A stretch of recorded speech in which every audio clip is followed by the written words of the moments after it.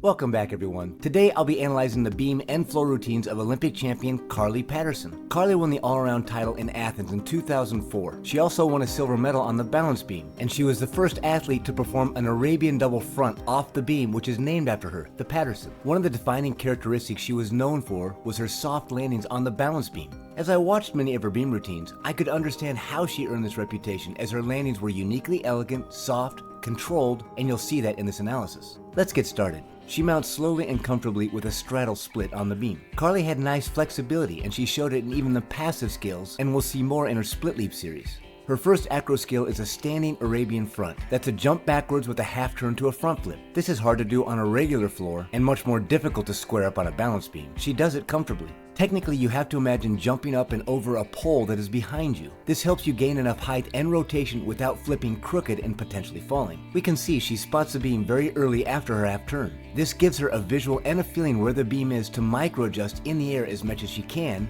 to prepare for landing. She lands a bit squatted, as this keeps her center of gravity low and helps with balance. In her generation, this was not a deduction, but in the current generation, they can deduct for landings that are too low or squatted. Still, very stable and balanced on this very difficult skill. Now watch for this throughout this video, as this ending position she strikes after each skill greatly contributes to her softness in her landings. More on that later. In this side-by-side with Shalise Jones and Carly, we can see they both set up as if they're jumping over a pole behind them. This sets their height and flip rotation. Then they both square off the front flip in the air and focus on controlling the landing. They stand up very quickly and are solid. Here's another passive skill that Carly shows very nice flexibility. Here's her smooth aerial walkover to a standing back handspring step out, done very softly. When we look at Olympic champion Shannon Miller, her series is very solid, but she's slightly rigid on her landing. Jordan Childs is also solid, but even more rigid as each foot hits the beam. Carly has a very smooth and light feeling with the beam and lands so soft and elegant. Contributing factors to her smoothness is that she keeps her momentum moving across the beam and not down into the beam. She keeps her head down slightly longer and lower than most gymnasts in her landing. This helps her focus on the beam, but it also absorbs some of the momentum from her landing. Right here, she's already on balance, so her standing up with a wide range of motion and a slow, constant speed greatly adds to the softness and elegance of her landings. Really great timing. Even when she did a layout full on the beam, she landed smooth and elegant with the same technique.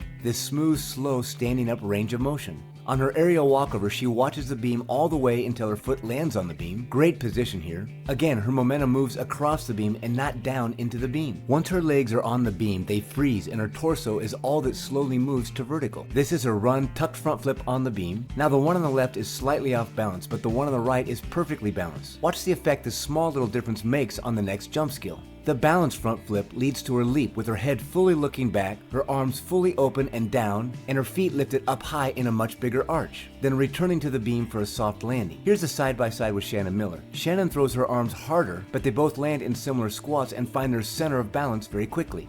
Carly was very consistent on her full turns. Now look at this hurdle into her split leap. Look how long she hurdles. This helps her gain power and height in a very nice switch leg split leap. She has a slight oversplit, and this is beautifully done. Smoothly going into a standing back tuck with her trademark soft landing. It's just like she was doing this on the floor. Now into her dismount, which is named after her, called the Patterson. It's a round off back handspring Arabian double front, and she fights for the landing. Here's a side-by-side with herself doing this dismount. On the right, she's a bit close to the edge, but punches more solidly into her Arabian double front. She has a slight cowboy position here, or her knees are slightly apart in her front, but she has a very tight tuck, and this helps her spin quickly. It's a blind landing, so it's more difficult to stick, but she's pretty consistent with standing up comfortably on this dismount.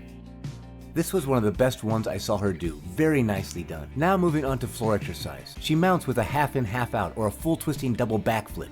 In the half in, half out, the first flip has a half twist, and the second flip has the second half twist. This is most often considered more difficult than the more common full and back out, where the full twist is done on the first flip. She does this very well and very consistently with a nice landing. Her second pass was most often a tucked Arabian double front. Again, she was really good at getting into a tight tuck after her half turn, but she still has a slight cowboy with her knees apart and spins very fast. This is much more noticeable in slow motion. She was very consistent on controlling this landing. We can see here she uses the exact same technique on the floor as she does when she dismounts off the beam with this skill. The biggest difference is she's a bit more cowboyed in her tuck on the beam, and it's more difficult to get the flip rotation around. She has some dynamic and less common leaps and turns in her floor routine and shows great flexibility. Here's another example of that on her switch leg split leap. Very nicely done.